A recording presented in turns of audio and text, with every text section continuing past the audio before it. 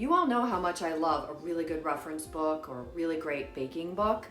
But did you know I've been doing this since college? You can type in Google Culinary Institute of America's bookstore, and then you can go there and pretend that you want to take a class and then see what's assigned, because every school is required to assign a textbook. It's part of federal funding and a bunch of different things.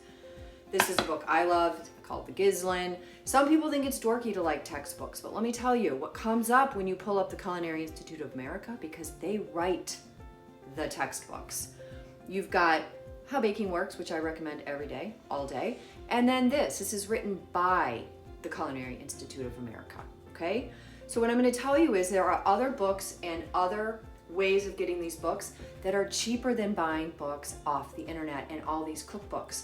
Because when I've had to go off the textbook list and look for a baking book that meets all the needs of the class, it's very challenging to do, okay? This is Wiley. I'm so familiar with Professional Baking by Gizlin. I'm sorry, this is published by Wiley, but through Gizlin. It has charts, it has explanations, what went wrong, this, XYZ, quizzes, questions, terminology.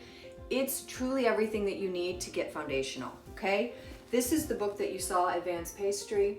This is by Michael Suaz. This is not the Culinary Institute of America. This is very bread forward, so if you're looking for that. You can get the ISBN number off of the back of these, and then you can go to the internet and try to find an out-of-date edition, because not a lot changes. They don't change the foundational information, they change the structure and the layout. So these books take you from A to Z, which is what you want to do. You want to go from beginning to end. This I've literally seen in Chicago confectionery shops, and they use it for everything. So this is a wonderful chocolates and confections textbook I go back to all the time. I taught a culinary class, which I told them I did not want to do. I'm not a culinary expert, but I used this book, and I kid you not, it really, really did do the job. So anyway, that's great. And then, you know, this is a textbook. This is the Serve Safe textbook. Now there's a book that I don't love, which is on baking, but still very useful. And they have workbooks, which is super fun. Mastering the Art and Craft of Baking and Pastry. This could be out of date. I think it might be.